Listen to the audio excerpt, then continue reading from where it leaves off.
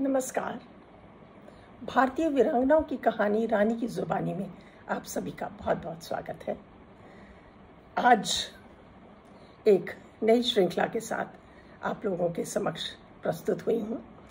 देश को स्वतंत्र करवाने के लिए अनेक क्रांतिकारियों के नाम आपने सुने होंगे और तमाम इतिहास के पन्नों में भी उनके नाम दर्ज हुए हैं। लेकिन कुछ ऐसे क्रांतिकारी हैं जिनका नाम उनको कोई नाम नहीं मिला, उनकी कोई प्रसिद्धि नहीं हुई और इतिहास के पन्नों में भी उन्हें दर्ज नहीं किया गया। लेकिन उनका योगदान कोई कम नहीं था स्वतंत्रता के लिए और ना ही हमको इस बात को भूलना चाहिए। भारतीय स्वतंत्रता आंदोलन में महिलाओं की सक्रिय भूमिका आप सभी जानते हैं। बहुत सी महिलाओं ने भूमिका निभाई और एक महत्वपूर्ण उनको अंजाम दिया। उनके में से एक जो प्रमुख हैं वो हैं कल्पना दत्त। कल्पना दत्त जो बहुत ही निडर थी और निडरता से उन्होंने अंग्रेजों से लोहा लिया। कल्पना दत्त बंगाल क्रांतिकारियों के साथ कदम से कदम मिलाकर एक महत्वपूर्ण उन्होंने भूमिका निभाई। कल्पना दत्त का जन्म 27 जुलाई 1913 में हुआ। चटगांव श्रीपुर गांव बंगाल में हुआ। उनके पिता विनोद बिहारी दत्त मध्य वर्गीय शिक्षित परिवार से थे। कल्पना को भी पढ़ाई लिखाई का माहौल मिला और वह विज्ञान की पढ़ाई के लिए कलकत्ता के बेथुन कॉलेज में गई और छात्र संघ की गतिविधियों में भी शामिल होने लगी, क्योंकि उनको पढ़ाई लिखाई का शौक भी था और उनके घर का माहौल भी अच्छा था जिसमें शिक्षा के ऊपर पूरा महत्व दिया जाता था। तो वो कलकत्ता गई और वहाँ पर उन्होंने कॉलेज में जैसे ही ज्वाइन किया और अपनी जो छात्र संघ की उस वक्त की गतिविधियाँ थी उनमें भाग लेती रही। इसी दौरान इसी मुलाकात में इनकी एक बीना दास और प्रीति लता बढ़ेदार क्रांतिकारी महिलाओं से मुलाकात हुई उनकी और उसके बाद वे लगातार इन गतिविधियों में शामिल होने लगी। जो ये क्रांतिकारी थे और उनके साथ उनको मिलके उनकी सहायता करना उनको अच्छा लगता था। इसी समय उनकी मुलाकात मास्टर सूर्य सेन, जिन्हें मास्टर दा भी कहते हैं, से हुई और उन्होंने रिपब्लिकन आर्मी में शामिल हो गई और एक खास हिस्सा बन गई। कल्पना दत्त ने वेश बदलकर क्रांतिकारियों को गोला बारूद पहुंचाया करती थी। उन्होंने निशाना लगाने का परीक्षण भी सीखा था ताकि वो जब भी कभी कोई मौका मिले तो वो कभी चूक ना पाए। जब चटगांव के शास्त्रागार लूटा गया अंजाम मास्टर सूर्य सेन ने किया तो कल्पना पर भी कड़ी निगरानी रखी गई। वह अपनी पढ़ाई छोड़कर गांव लौट आई, परंतु उन्होंने मास्टर सूर्य सेन का संगठन का दामन नहीं छोड़ा, हमेशा उनको सहयोग देती रही। इसी कांड के कई क्रांतिकारियों को गिरफ्तार किया। कल्पना ने संगठन के लोगों को रिहा करने के लिए जेल को उड़ाने की योजना बनाई। हिम्मत थी उनमें कि उन्होंने कहा कि ऐसे तो ये लोग मानेंगे नहीं, तो हम ऐसे करते हैं कि उनके किसी न किसी तरह से जेल ही उड़ा देते हैं, जेल की दीवारें उड़ा देते हैं, जिससे क्रांतिकारी भागने में सफल होंगे।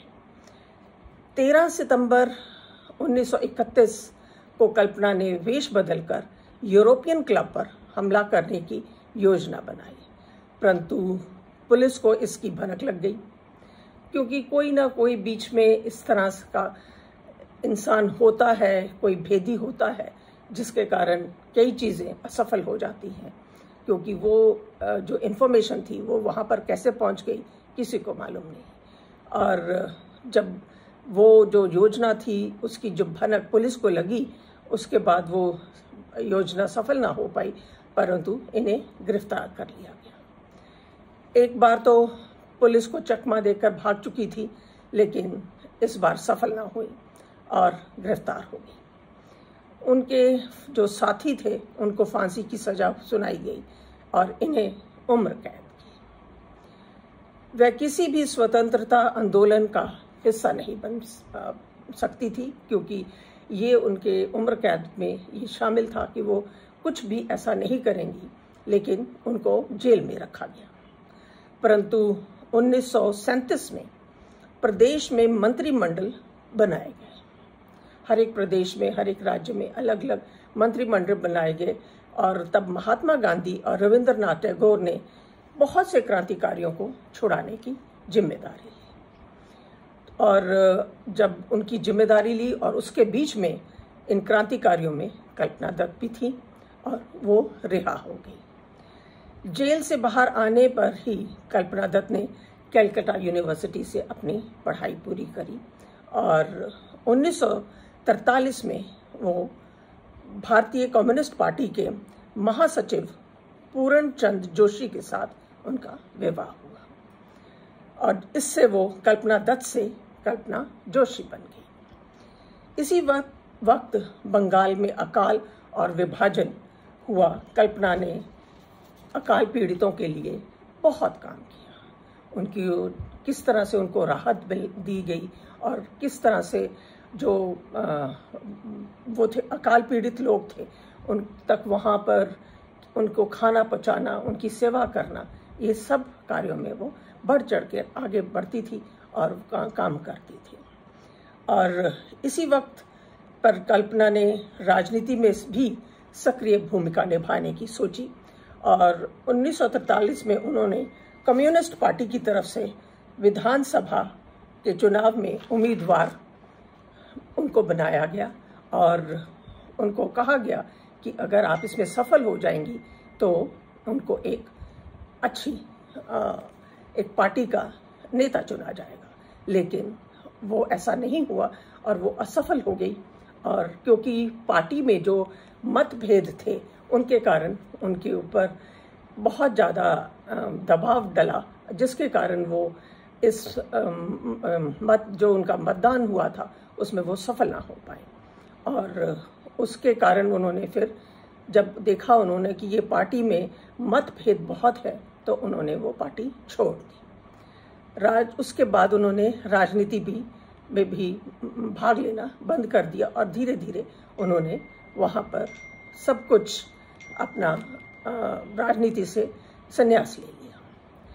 चटगांव लूट केस के आधारित पर उन्होंने अपनी आत्मकथा लिखी, और जब वो बंगाल से दिल्ली आई तो उन्होंने इंडो सोवियत सोसाइटी का एक हिस्सा बनी, और वहाँ पर उन्होंने भारत के लिए काम करना शुरू किया। उनके 2 बेटे थे, और 1995 में उनका 8 फरवरी को उनका निधन हो गया। उस वक्त वो बंगाल कलकत्ता में थी। 2010 में उन पर एक फिल्म भी बनी, खेले हम जी जान से, जो ये चटगांव लूट केस था, ये उसके ऊपर आधारित थी, जो उन्होंने अपनी आत्मकथा में लिखी थी। ये पिक्चर उस पर आधारित थी। उनकी जो बहू थी माननी ने भी उस पर फिल्म पे एक कहानी लिखी, और जिसका शीर्षक था डू और डाई, चटगांव ग्राम विरुद्ध। आगे चलकर इन्हें वीर महिला का खिताब मिला। ऐसी वीरांगनाओं को, ऐसी वीर महिला को हम शत शत नमन करते हैं। अगली श्रृंखला में फिर एक नई वीरांगना के साथ आप सभी के सामने प्रस्तुत होंगी। तब तक के लिए नमस्कार, धन्यवाद।